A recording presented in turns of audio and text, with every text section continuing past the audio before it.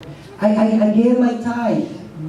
When the church opened, I was the first one with my tithe in the envelope. I was a faithful tithe payer. I was committed. I was on time. I worked for you. And the Bible says that God gave him what? 15 more years. Glory to God. Can I tell you God is about to give you an extension? I prophesied to no one here. Can I tell you God is about to give you an extension? When they thought it was the end for you, God is giving you an extension. They sent the eviction notice. They sent the repo letter. But I've come to declare to you, God is giving you an extension. Yes. So Hezekiah, he heard the word of the Lord, he prayed. And God said, as he was talking, he said, I remember my covenant. Just how God gets moving. He said, I remember my covenant. I promised Abraham, I promised Isaac, and I promised Jacob that I was going to bring their people into a wealthy place, into a land flowing with milk and honey. And he said, because I remember what I said I'll do just what I said I'll do.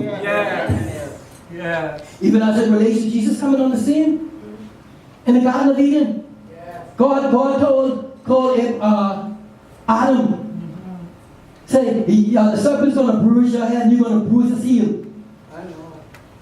It was speaking about Jesus coming into the world to pay the price for you and I. God promised it from the Garden of Eden time. And when the time was right, when the fullness of time came, God sent Jesus Christ. God made good on his promise. And I want to say to you, every promise God has made to you, believe those promises. Stand firm in the promises of God. No matter what's happening around you, you got to know that God has said a thing, and God will do what he said he will do. Some of your mothers and fathers and sisters and brothers made you promises, and they failed with their promises. They didn't come true like they said they would. But I've got a Father who don't sleep nor slumber. I serve a God who says something, who say what he means, and he means what he says. We gotta go. But I want to say to you, brothers and sisters, God promised you a thing.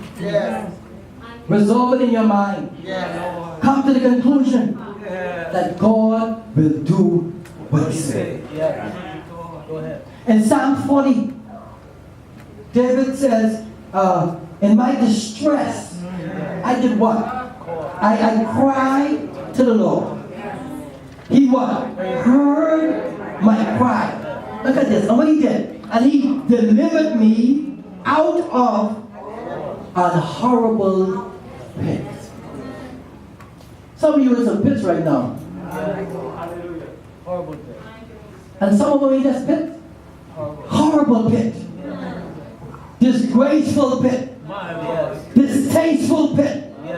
Some of you don't know what to do next. When you wake up, you don't know what to do. Some of you, when you wake up, I see you put the cover back over your head and praying for night to come. Because the pit is so horrible. Some of you really won't get out of bed because of how horrible the pit is. But the remedy is, David said, in my distress. We don't say distress, we use the word stress. Stress, Monday stress, Tuesday stress.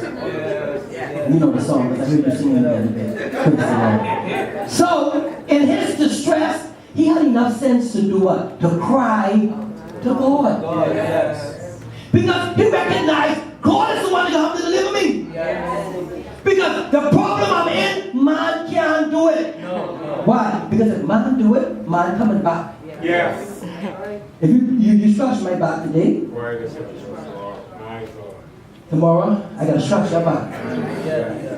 Hand go, hand come. So he said, listen, I want God to do this for me. So no man can take the credit. How many of you remember Gideon and his army? Gideon had the biggest army in town. But God said, no, I don't go so. God had to cut his army down to nothing. So that God could get the credit. So So some of you, I'm announcing to you today that you're going to begin to lose some stuff. Yes. Some stuff is going to begin to exit out of your life. This is why the book is called Exodus. Yes. There was exiting out of Egypt. Yes. Maybe when they're coming out. Yes. And God is going to allow the stuff to come out of your life. Why? Because when He performed this miracle, you will have no other choice to lift up your eyes to the hills from whence coming your help. Why? Because your help coming from God. Can I tell you that God is jealous over you with such a serious jealousy that it hurts God's face to see you raising up another God in His face? When you give credit to another God, you yuck up God's vexation. The Bible says, but God couldn't swear by nobody else. He swore by Himself. Yes, right. Because there was nobody else to swear by. There was nobody else greater than God. Yeah.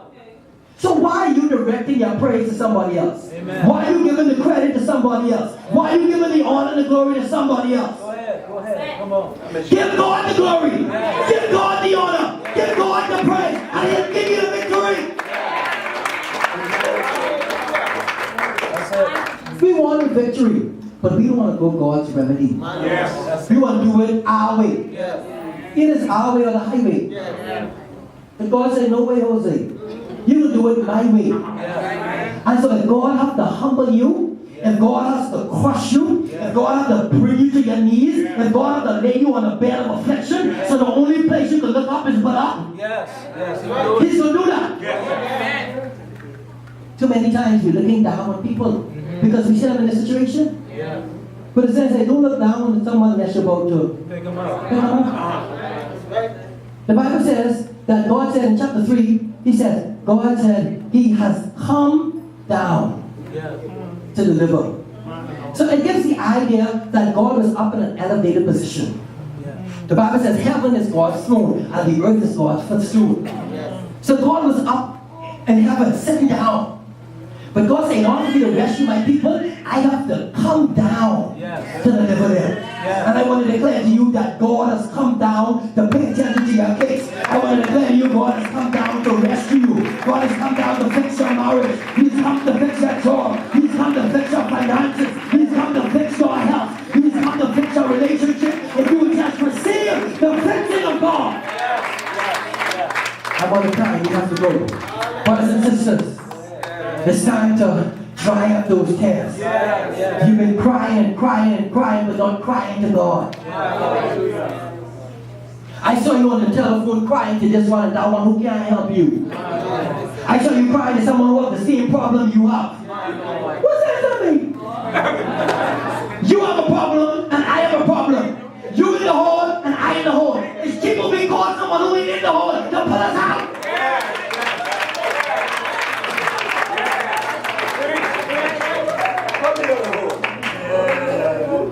What I'm calling you for?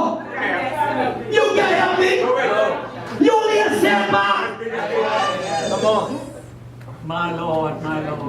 So brothers and sisters, you've got to direct your praise to God. You've got to direct your attention to God. You've got to close your eyes to everything else. You know we have the story rides. Okay, we have the horse and carriage. On the horses they have what they call blinders. You know what blinders? Okay, blinders are little pieces of, what do you call that? Leather that they have on the horse's eye. One on this side and one on that side. Why? Because the horses can only look straight ahead. They can't look to the left, they can't look to the right, but just look straight ahead. God said, I put some blinders on your eyes so you can only look at me, so I can bring you out, so I can deliver you, so I can rescue you, so I can heal you. We have to go. We have to go. So brothers and sisters, the Lord has come down because He said enough is enough.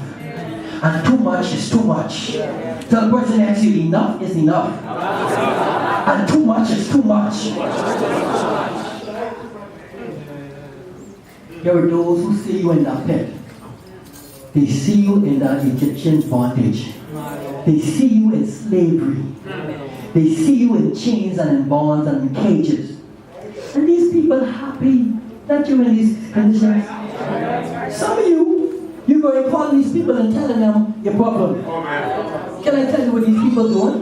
They laughing when they hang up. You know what they do? They get on the phone after you hang up. They say, Child, you wouldn't believe who just called me. You wouldn't believe what happened to her. Come on, leave her again. Why? You quiet to the wrong source. Yes. My Lord. Hezekiah, a smart man. He didn't call his counselors. He didn't go and call for confirmation to see if the prophet missed. No. He went straight to the wall. He knew who he needed to cry to. When you face adversities, perplexities, anxieties, go to the wall. Go to God. And God will meet you at the point of your need. He will fix the problems of your life. But if you cry out to Him, why? Because the Bible says the eyes of the Lord are upon the righteous. And what happened? His ears are open to their cry. What you have to understand, in God's mind, He has His mind programmed that when His children cry, it gets His attention. Just like you with your own children. When your children cry, they can be in the midst of 1,000,000 children. But when your child cries, you know that's your child. You know that's your child. That's what you do with God. When you cry to God, you get God's attention. He drops what He's doing and He attends to your case. But you gotta cry to Him. Don't look cute and pretty. Cry to God. Get ugly. And let God know this is the hell I catch Him. And I need you to rescue me. I need you to deliver me. I need you to bring me out. Give Him praise and glory in the heart.